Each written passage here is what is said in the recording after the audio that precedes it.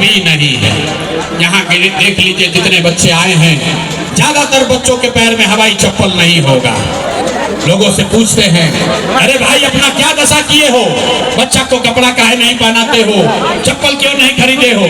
लोग कहता है ये भैया इतना गरीब हैं, कहाँ से कपड़ा खरीदे, कहाँ से खिलाएं, कैसे चप्पल खरीदे?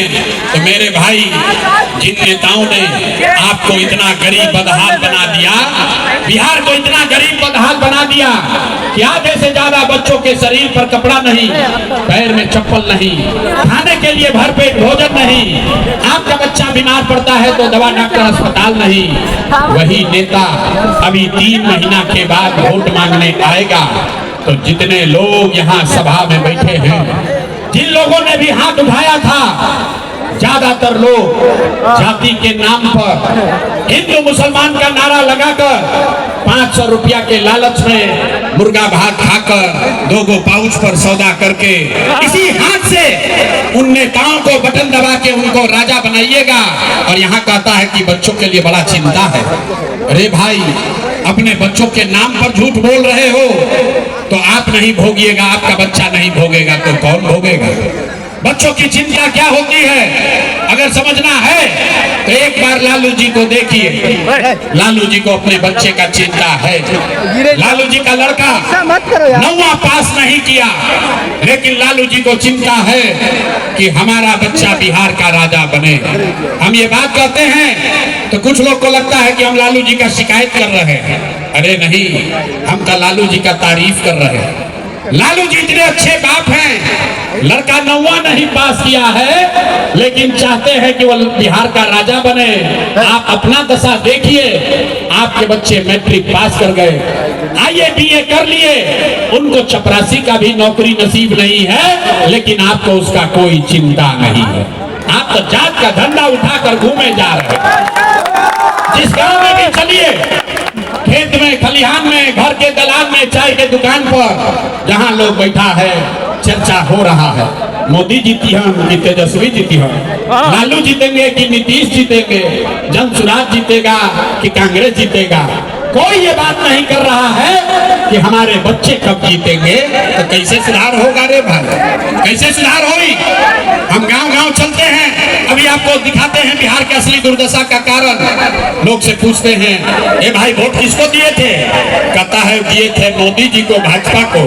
यहाँ बहुत लोग बैठा है, भाजपा को मोदी जी को वोट दिया है।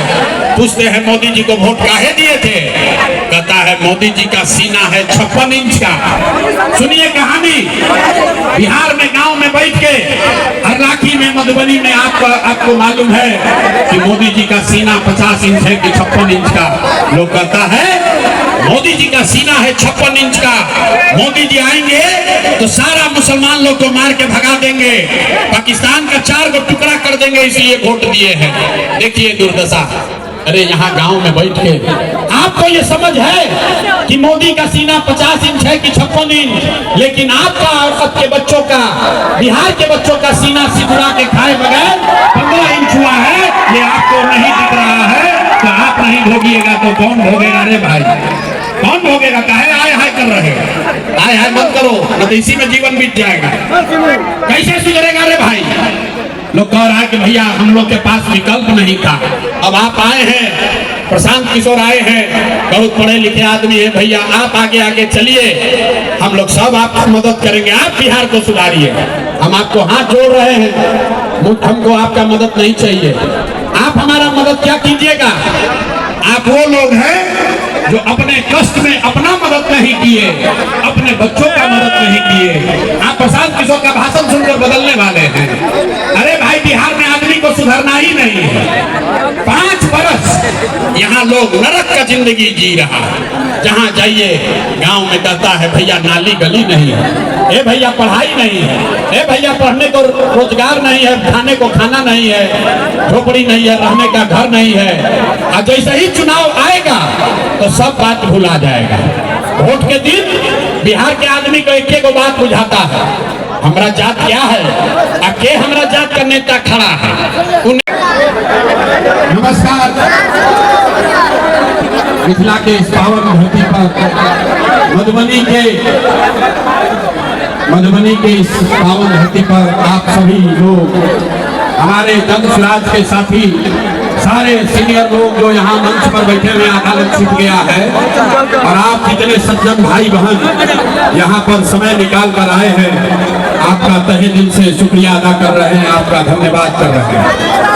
हमारा ही नाम है प्रशांत किशोर, और हम नेता नहीं हैं, ताली मत बजाइए, हम नेता नहीं हैं, बिहार के एक साधारण परिवार के लड़के हैं। हमारे अपने दादा इसी बिहार में मजदूर थे, बैलगाड़ी चलाते थे। बाबूजी हमारे यहीं पर सरकारी डॉक्टर थे, यहीं सरकारी विद्यालय से पढ़कर हमने अपना जीवन शुरू किया है। माता पिता का आशीर्वाद है, ऊपर वाले की कृपा है, सरस्वती की कृपा है, जीवन में कुछ हासिल कर लिए हैं। लोग बताते हैं कि पिछला 10-12 साल में